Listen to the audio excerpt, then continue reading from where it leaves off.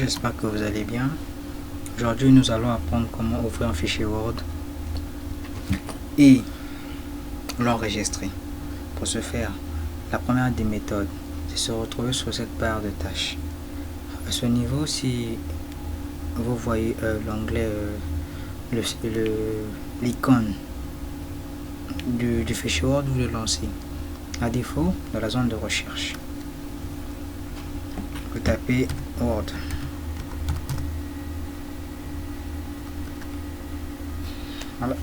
Voilà comment lancer le fichier Word de la deuxième des façons. Donc je répète, la première des façons, on va patienter le temps que ça charge.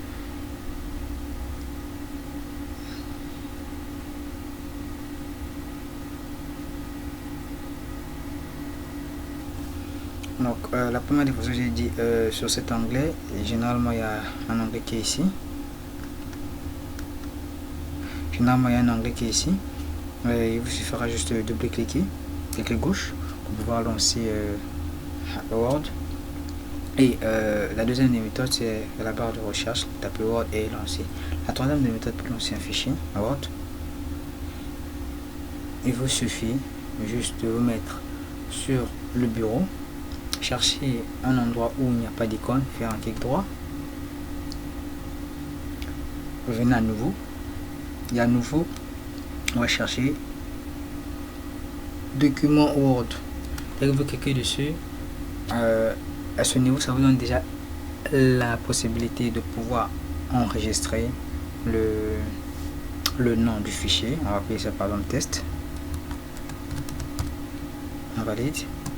Donc là, par défaut, le nom se trouve plus document 1 parce que par défaut Word comme nom, le nom par défaut est document 1. À ce niveau, avec test, nous avons renommé, on lance. Donc là, on se rend compte que à ce niveau, le fichier s'appelle bel et bien test. Donc si et seulement si on n'avait pas renommé depuis ici, ce fichier s'appellera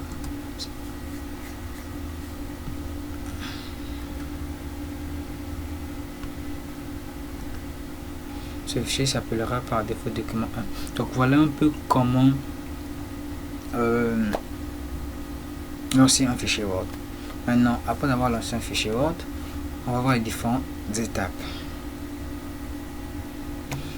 Donc généralement quand on lance Word, nous avons cette page.